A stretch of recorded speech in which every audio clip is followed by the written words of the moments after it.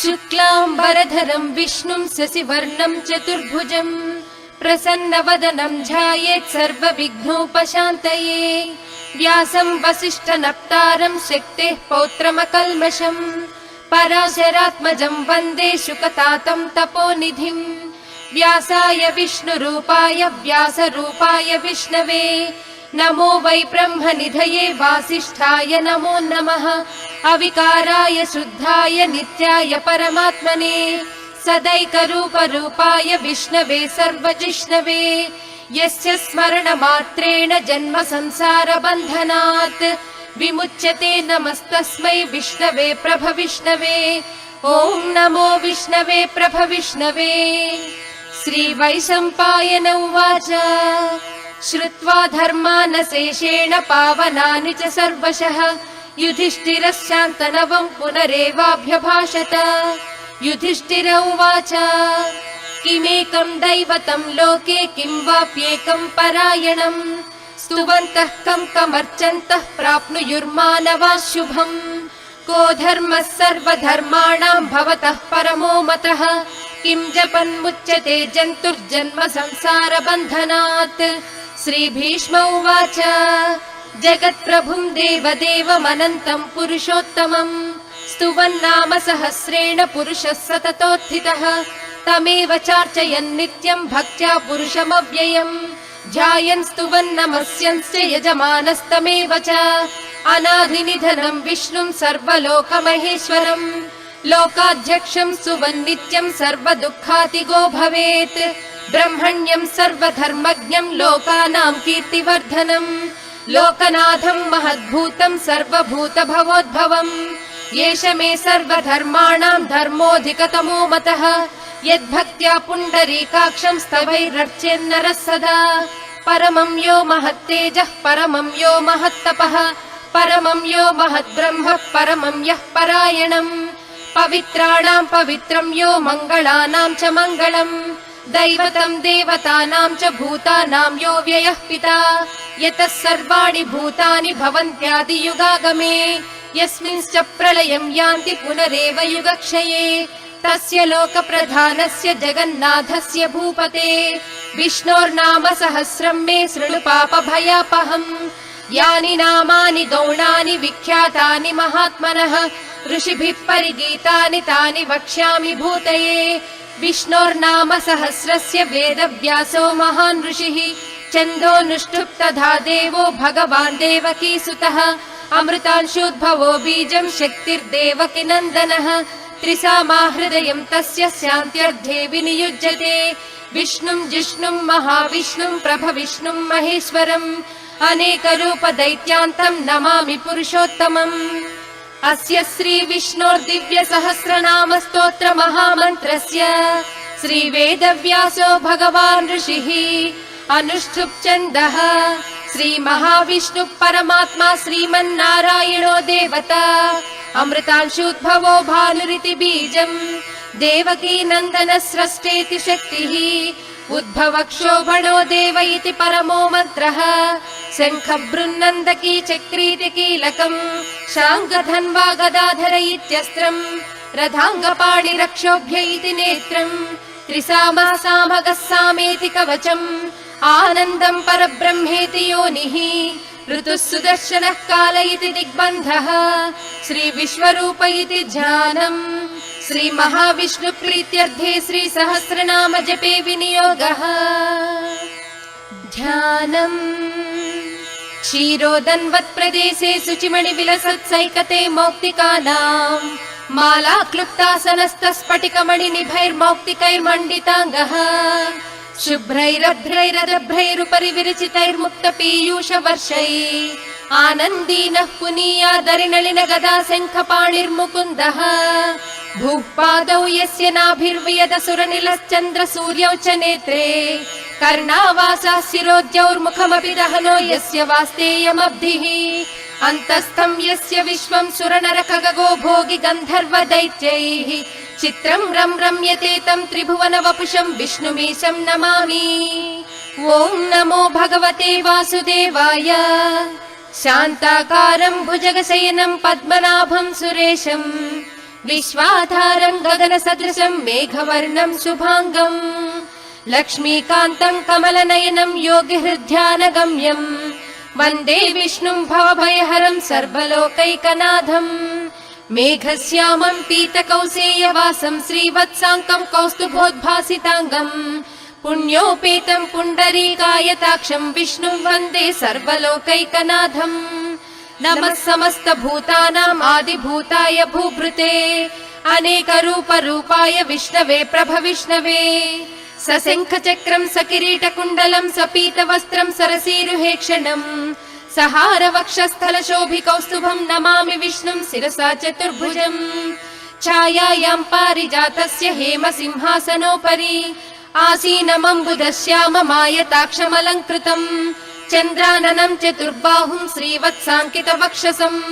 रुक्मिणी सत्यभामाभ्यां सहितं कृष्णमाश्रये हरिः ओम् विश्वं विष्णुर्वषट्कारो भूतभव्यभवत्प्रभुः भूतकृद्भूतभृद्भावो भूतात्मा भूतभावनः पूतात्मा परमात्मा च मुक्तानां परमागतिः अव्ययः पुरुषः साक्षी क्षेत्रज्ञोऽक्षर एव च योगो योगविदां नेता प्रधानपुरुषेश्वरः नारसिंहवपुः श्रीमान् केशवः पुरुषोत्तमः सर्वस्सर्वशिवस्थाणुर्भूतादिर्निधिरव्ययः सम्भवो भावनो भर्ता प्रभवः प्रभुरीश्वरः स्वयंभूशम्भुरादित्यः पुष्कराक्षो महास्वनः अनादिनिधनो धाता विधाता धातुरुत्तमः अप्रमेयो हृषिकेशः पद्मनाभो मरप्रभुः विश्वकर्मा मनुस्त्वष्टा स्थविष्ठस्थविरो ध्रुवः अग्राह्यः शाश्वतः कृष्णो लोहिताक्षः प्रतर्दनः प्रभूतस्त्रिककुद्धाम पवित्रं मङ्गलं परम् ईशानः प्राणदः प्राणो ज्येष्ठः श्रेष्ठ प्रजापतिः हिरण्यगर्भो भूगर्भो माधवो मधुसूदनः ईश्वरो विक्रमी धन्वी मेधावी विक्रमः क्रमः अनुत्तमो दुराधर्ष कृतज्ञ कृतिरात्मवान् सुरेशः शरणं शर्म विश्वरेताः प्रजाभवः अहः संवत्सरो व्याळः प्रत्ययः सर्वदर्शनः अजः सर्वेश्वरः सिद्धः सिद्धिः सर्वादिरच्युतः वृषा कपिरमेयात्मा सर्वयोग विनिःसृतः वसुर्वसुमनः सत्यः समात्मा संमितः समः अमोघः पुण्डरीकाक्षो वृषकर्मा वृषाकृतिः रुद्रो बहुशिरा बभ्रुर्विश्वयोनिः शुचिस्रुवाः अमृतः शाश्वतस्थाणुर्वरारोहो महातपाः सर्वगः सर्वविद्भानुर्विक्ष्वक्सेनो जनार्दनः वेदो वेदविदव्यङ्गो वेदाङ्गो वेदवित्कविः लोकाध्यक्षः सुराध्यक्षो धर्माध्यक्ष कृताकृतः चतुरात्मा चतुर्व्यूहश्चतुर्दंष्टश्चतुर्भुजः भ्राजिष्णुर्भोजनं भोक्ता सहिष्णुर्जगदादिजः अनघो विजयो जेता विश्वयोनिः पुनर्वसुः उपेन्द्रो वामनः प्रांशुरमोघः सुचिरूर्जितः अतीन्द्रः सङ्ग्रहः सर्गो धृतात्मा नियमो यमः वेद्यो वैद्यः सदा योगी वीरः माधवो मधुः अतीन्द्रियो महामायो महोत्साहो महाबलः महाबुद्धिर्महावीर्यो महाशक्तिर्महाद्युतिः अनिर्देश्य वपुः श्रीमान् अमेयात्मा महाधृधृत् महेश्वासो महीभर्ता श्रीनिवासः सताङ्गतिः अनिरुद्धः सुरानन्दो गोविन्दो गोविदाम्पतिः मरीचिर्दमनो हंसः सुपर्णो भुजगोत्तमः हिरण्यनाभः सुतपः पद्मनाभः प्रजापतिः अमृत्युः सर्वदृक्सिंहः सन्धाता सन्धिमान् स्थिरः अजो दुर्मर्शनः शास्ता विश्रुतात्मा सुरारिः गुरुर्गुरुतमो धामः सत्यः सत्यपराक्रमः निमिषो निमिषस्रग्वी वाचस्पतिरुदारधीः अग्रणी ग्रामणि श्रीमान् न्यायो नेता समीरणः सहस्रमूर्धा विश्वात्मा सहस्राक्ष सहस्रपात् आवर्तनो निवृत्तात्मा संवृतः सम्प्रमर्दनः अहः संवर्तको वह्निरनिलो धरणीधरः सुप्रसादः प्रसन्नात्मा विश्वदृग्विश्वभुग्विभुः सत्कर्ता सत्कृतः साधुर्जह्नुर्नारायणो नरः असंख्येयो प्रमेयात्मा विशिष्टः शिष्टकृच्छुचिः सिद्धार्थः सिद्धसङ्कल्पः सिद्धिदः सिद्धिसाधनः वृषाही वृषभो विष्णुर्वृषपर्वा वृषोदरः वर्धनो वर्धमानश्च विविक्तः श्रुतिसागरः सुभुजो दुर्धरो वाग्मी महेन्द्रो वसुदो वसुः नैकरूपो बृहद्रूपः सिपिविष्ट प्रकाशनः ओजस्तेजोद्युतिधरः प्रकाशात्मा प्रतापनः रुद्धः स्पष्टाक्षरो मन्तश्चन्द्रांशुर्भास्करद्युतिः अमृतांशूद्भवो भानुः शशि बिन्दुः सुरेश्वरः औषधं जगतः सेतुः सत्यधर्म पराक्रमः भूतभव्य भवन्नाथः पवनः पावनो नलः कामः कामकृत्कान्तः कामः कामप्रदः प्रभुः युगादिकृज्जुगावर्तो नैकमायो महाशनः अदृश्यो व्यक्तरूपश्च सहस्रजिदनन्तजित् इष्टो विशिष्टः शिष्टेष्टः शिखण्डी नहुषो वृषः क्रोधः क्रोधकृत्कर्ता विश्वबाहुर्महीधरः अच्युतः प्रदितः प्राणः प्राणदो वासवानुजः अपां निधिरधिष्ठानम् अप्रमत्तः प्रतिष्ठितः स्कन्दः स्कन्दधरो धुर्यो वरदो वायुवाहनः वासुदेवो बृहद्भानुरादिदेवः पुरन्दरः अशोकस्तारणस्तारः सूरः शौरिर्जनेश्वरः अनुकूलस्य तावर्तः पद्मी पद्मनिभेक्षणः पद्मनाभोरविन्दाक्षः पद्मगर्भः शरीरभृत् महद्भिर्रुद्धो वृद्धात्मा महाक्षो गरुडध्वजः अतुलः शरभो भीमः समयज्ञो हविर्हरिः सर्वलक्षणलक्षण्यो लक्ष्मीवान् समितिञ्जयः दिक्षरो रोहितो मार्गो हेतुर्दामोदरः सहः महीधरो महाभागो वेगवानमिताशनः उद्भवः क्षोभनो देवः श्रीगर्भः परमेश्वरः करणं कारणं कर्ता विकर्ता गहनो गुहः व्यवसायो व्यवस्थानः संस्थानस्थानदो ध्रुवः परर्धिः परमस्पष्टस्तुष्टः पुष्टः सुभेक्षणः रामो विरामो विरजो मार्गो नेयो नयो नयः वीरः शक्तिमतां श्रेष्ठो धर्मो धर्मविदुत्तमः वैकुण्ठः पुरुषः प्राणः प्राणदः प्रणवपृदुः हिरण्यगर्भः शत्रुघ्नो व्याप्तो वायुरधोक्षजः ऋतुः सुदर्शनः कालः परमेष्ठी परिग्रहः उग्रः संवत्सरो दक्षो विश्रामो विश्वदक्षिणः विस्तारस्थावरस्थाणुः प्रमाणं बीजमव्ययम् अर्धोऽनर्धो महाकोशो महाभोगो महाधनः अनिर्विण्णस्तविष्टो भूधर्मयूपो महामकः नक्षत्रनेमिर्नक्षत्री क्षमः क्षामः समीहनः यज्ञयुज्यो महेज्यश्च क्रतुः सत्रं सताङ्गतिः सर्वदर्शी निवृत्तात्मा सर्वज्ञो ज्ञानमुत्तमम् सुव्रतः सुमुखः सूक्ष्मः सुघोषः सुखदः सुहृत् मनोहरो जितक्रोधो वीरबाहुर्विदारणः स्वापनः स्ववशो व्यापी नैकात्मा नैककर्मकृत् वत्सरो वत्सलो वत्सी रत्नगर्भो धनेश्वरः धर्मगुद्धर्मकृद्धर्मी सदसक्षरमक्षरम् अविज्ञाता सहस्रांशुर्विधाता कृतलक्षणः गभस्तिनेमिः सत्त्वस्थः सिंहो भूतमहेश्वरः आदिदेवो महादेवो देवेशो देवभृद्गुरुः उत्तरो गोपतिर्गोप्ता ज्ञानगम्यः पुरातनः शरीरभूतभृद्भोक्ता कपीन्द्रो भूरि दक्षिणः सोमपोमृतपः सोमः पुरुजित्पुरुसत्तमः विनयो जयः सत्यसन्धो दासार्हः सात्वतां पतिः जीवो विनयिता साक्षी मुकुन्दो मितविक्रमः अम्भो निधिरनन्तात्मा महोदधिसयोऽन्तकः अजो महार्हः स्वाभाव्यो जितामित्रः प्रमोदनः आनन्दो नन्दनो नन्दः सत्यधर्मा त्रिविक्रमः महर्षिः कपिलाचार्यः कृतज्ञो मेदिनीपतिः त्रिपदस्त्रिदशाध्यक्षो महाशृङ्गः कृतान्तकृत् महावराहो गोविन्दः सुषेणः कनकाङ्गदी गुह्यो गभीरो गहनो गुप्तश्चक्रगदाधरः वेधास्वाङ्गोजितः कृष्णो दृढः सङ्कर्षणोच्युतः वरुणो वारुणो वृक्षः पुष्कराक्षो महामनाः भगवान् भगः नन्दी वनमाली हलायुधः आदित्यो ज्योतिरादित्यः सहिष्णुर्गतिसत्तमः सुधन्वा खण्ड परशुद्धारुणो द्रविणप्रदः दिवस्पृक् सर्वदृग्व्यासो वाचस्पतिरयो निजः त्रिसामासामगः साम निर्वाणं भेषजं भिषक् सन्न्यासकृच्चमस्यान्तो निष्ठा शान्तिपरायणम् शुभाङ्गः शान्तिदः स्रष्टा कुमुदः कुवलेशयः गोहितो गोपतिर्गोप्ता वृषभाक्षो वृषप्रियः अनिवर्ती निवृत्तात्मा संक्षेप्ता क्रेमकृच्छिवः श्रीवत्सवक्षा श्रीवासः श्रीपतिः श्रीमताम्बरः श्रीधः श्रीशः श्रीनिवासः श्रीनिधिः श्रीविभावनः श्रीधरः श्रीकरः श्रेयः श्रीमान् लोकत्रयाश्रयः स्वक्षस्वङ्घस्य तानन्दो नन्दिर्ज्योतिर्गणेश्वरः विजितात्मा विधेयात्मा सत्कीर्तिश्चिन्न संशयः उदीर्णः सर्वतश्चक्षुरनीशः शाश्वतस्थिरः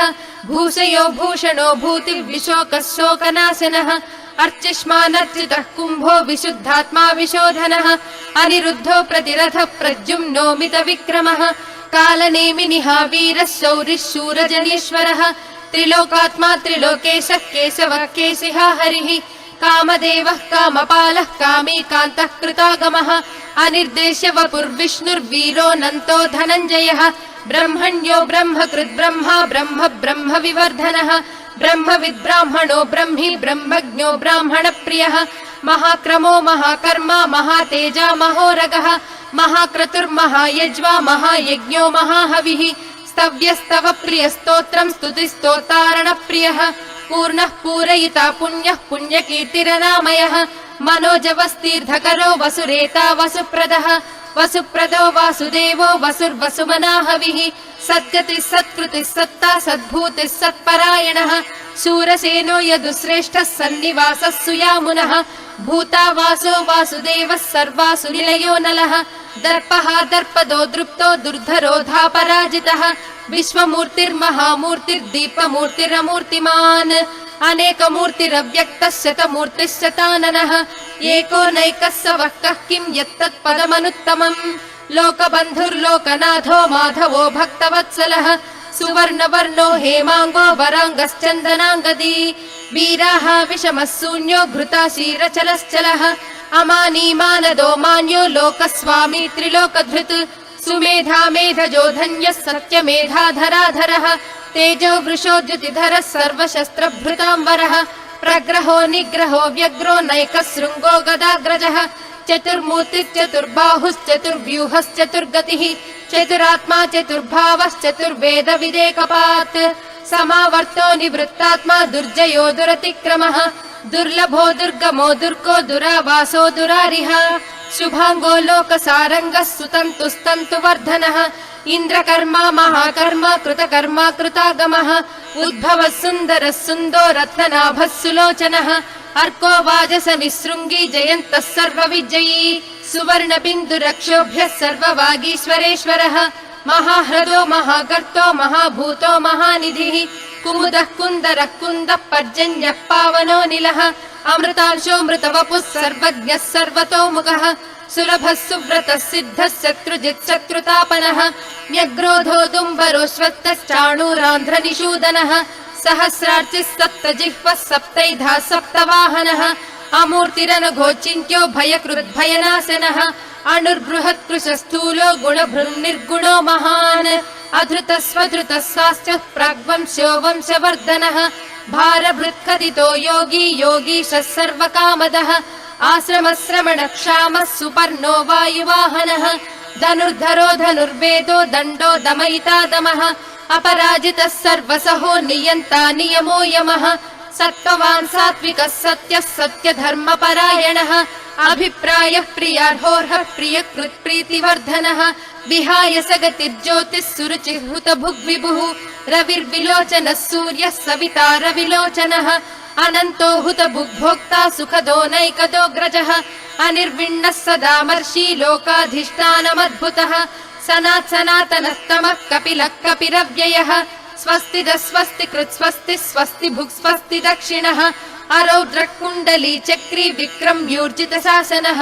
शब्दादिगः शब्दसः शिशिरः शर्वरीकरः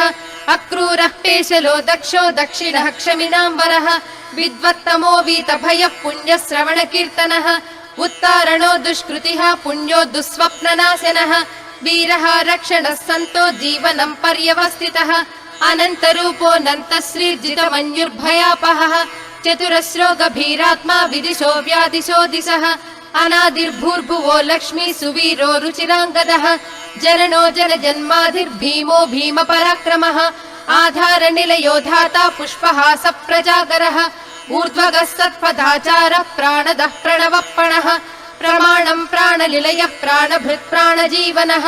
तत्त्वम् तत्त्वविदेकात्मा जन्म मृत्युजरातिगः भूर्भुवः स्वस्तरुस्सारः सविता प्रपितामहः यज्ञो यज्ञपतिर्यज्वा यज्ञाङ्गो यज्ञवाहनः यज्ञभृद्यज्ञकृद्यज्ञी यज्ञभुग्यज्ञसाधनः यज्ञान्तकृद्यज्ञगुह्यमन्नमन्नादयेव च आत्मयोनिः स्वयं जातो वैखानः सामगायनः देवकी नन्दनः स्रष्टा क्षिती सप्पापनाशनः शङ्खबृन्नन्दकी चक्री शाङ्खधन्वा गदाधरः रथाङ्गपाणिरक्षोभ्यः सर्वप्रहरणायुधः श्री सर्वप्रहरणायुध ॐ नमः इति वनमाली गदीशाङ्गी शङ्खी चक्री च नन्दकी श्रीमान्नारायणो विष्णुर्वासुदेवोऽभिरक्षतु वनमाली गदीशाङ्गी शङ्खी चक्री च नन्दकी श्रीमान्नारायणो विष्णुर्वासुदेवोऽभिरक्षतु वनमाली गदीशाङ्गी शङ्खी चक्री च नन्दकी श्रीमान्नारायणो विष्णुर्वासुदेवोऽभिरक्षतु इतीदं कीर्तनीयस्य केशवस्य महात्मनः नाम्नां सहस्रं दिव्यानामशेषेण प्रकीर्तितम् य इदं शृणुयान् नित्यं यश्चापि परिकीर्तयेत् नाशुभं प्राप्नुयात् किञ्चित् सोमुत्रेह च मानवः वेदान्तको ब्राह्मणः स्यात् क्षत्रियो विजयी भवेत् वैश्यो धनसमृद्धः स्यात् शूद्रः सुखमवाप्नुयात् धर्मार्थी प्राप्नुयात् धर्ममर्धार्थी चार्धमाप्नुयात् कामानवाप्नुयात् कामी प्रजार्थी चाप्नुयात् प्रजाः भक्तिमान् यः सदोत्थाय शुचिः सद्गतमानसः सहस्रं वासुदेवस्य नाम्नामेतत् प्रकीर्तयेत् यशः प्राप्नोति विपुलं याति प्राधान्यमेव च अचलां श्रियमाप्नोति श्रेयः प्राप्नोत्यनुत्तमम् न भयं क्वचिदाप्नोति वीर्यं तेजश्च विन्दति भवत्यरोगो द्युतिमान् बलरूपगुणान्वितः रोगार्तो मुच्यते रोगार्बद्धो मुच्येत बन्धनात् भयान्मुच्येत भीतस्तु मुच्येतापन्न आपदः दुर्गाण्यतितरत्याशु पुरुषः पुरुषोत्तमम् स्तुवन्नाम सहस्रेण नित्यं भक्ति समन्वितः वासुदेवाश्रयो मर्त्यो वासुदेव परायणः सर्वपाप विशुद्धात्मा याति ब्रह्म सनातनम् न वासुदेव भक्तानाम् अशुभं विद्यते क्वचित् जन्म मृत्यु जरा व्याधि भयं नैवोपजायते इमं स्तवमधीयानः श्रद्धा भक्ति समन्वितः युज्येतात्म सुख क्षान्ति श्रीधृति स्मृति कीर्तिभिः न क्रोधो न च मात्सर्यं न लोभो नाशुभामतिः भवन्ति कृत पुण्यानां भक्तानां पुरुषोत्तमे द्यौ स चन्द्रार्क नक्षत्रं खं दिशो भूर्महो दधिः वासुदेवस्य वीर्येण विधृतानि महात्मनः ससुरासुर गन्धर्वं सयक्षोरगराक्षसम् जगद्वशे वर्ततेदं कृष्णस्य सचराचरम् इन्द्रियाणि मनो बुद्धिः सत्त्वं तेजो बलं धृतिः वासुदेवात्मकान्याहुः क्षेत्रं क्षेत्रज्ञ एव च सर्वागमानामाचारः प्रथमं परिकल्पितः आचार प्रभवो धर्मो धर्मस्य प्रभुरच्युतः ऋषयः पितरो देवा महाभूतानि धातवः जङ्गमा जङ्गमं चेदं जगन्नारायणोद्भवम् योगो ज्ञानं तथा साङ्ख्यं विद्या शिल्पादिकर्म च वेदः शास्त्राणि विज्ञानम् एतत् सर्वं जनार्दनात् एको विष्णुर्महद्भूतं पृथग्भूतान्यनेकशः त्रीन् लोकान् व्याप्य भूतात्मा भुङ्क्ते विश्वभुगव्ययः इमं स्तवं भगवतो विष्णोर्व्यासेन कीर्तितम् पठेज्जयिच्छेत् पुरुषः श्रेयः प्राप्तुं सुखानि च विश्वेश्वरमजं देवं जगतः प्रभुमव्ययम् भजन्ति ये पुष्कराक्षं न ते यान्ति पराभवम् न ते यान्ति पराभवम् ॐ नमः इति अर्जुन उवाच पद्मपत्र विशालाक्ष पद्मनाभ सुरोत्तम भक्तानामनुरक्तानां त्राता भव जनार्दन श्रीभगवानुवाच यो मां नाम सहस्रेण स्तोतुमिच्छति पाण्डव सोऽहमेकेन श्लोकेन स्तुत एव न संशयः स्तुत एव न संशय ॐ नमः इति व्यास उवाच वासनाद्वासुदेवस्य वासितं भुवनत्रयम् सर्वभूतनिवासोऽसि वासुदेव नमोऽस्तु ते श्रीवासुदेव नमोऽस्तु ॐ नमः इति पार्वत्युवाच केनोपायेन लघुना विष्णोर्नाम सहस्रकम् पठ्यते पण्डितैर्नित्यं श्रोतुमिच्छाम्यहं प्रभो ईश्वर उवाच श्रीराम राम रामेति रमे रामे मनोरमे सहस्रनाम तत्तुल्यं राम नाम वरानने श्रीराम राम रामेति रमे रामे मनोरमे सहस्रनाम तत्तुल्यं राम नाम वरानने श्रीराम राम रामेति रमे रामे मनोरमे सहस्रनाम तत्तुल्यं राम नाम वरानने श्रीराम नाम वरानन ओं नम इति ब्रह्म उवाच नमोऽस्त्वनन्ताय सहस्रमूर्तये सहस्रपादाक्षि शिरोरुबाहवे सहस्रनाम्ने पुरुषाय शाश्वते सहस्रकोटि युगधारिणे नमः श्री सहस्रकोटि युगधारिणे नम ओं नम इति संजय उवाच यत्र योगीश्वरः कृष्णो यत्र पार्थो धनुर्धरः तत्र श्रीर्विजयो भूतिर्ध्रुवा नीतिर्मतिर्मम श्रीभगवानुवाच अनन्याश्चिन्तयन्तो मां ये जनाः पर्युपासते तेषां नित्याभियुक्तानां योगक्षेमं वहाम्यहम् परित्राणाय साधूनां विनाशाय च दुष्कृतां धर्म संस्थापनार्थाय सम्भवामि युगे युगे आर्ता विषण्णाः शिथिलाश्च भीता घोरेषु च व्याधिषु वर्तमानाः संकीर्त्य नारायण शब्दमात्रं विमुक्त दुःखाः सुखिनो भवन्ति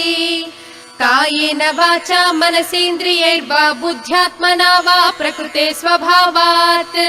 करोमि यद्यत् सकलं परस्मै नारायणायेति समर्पयामि।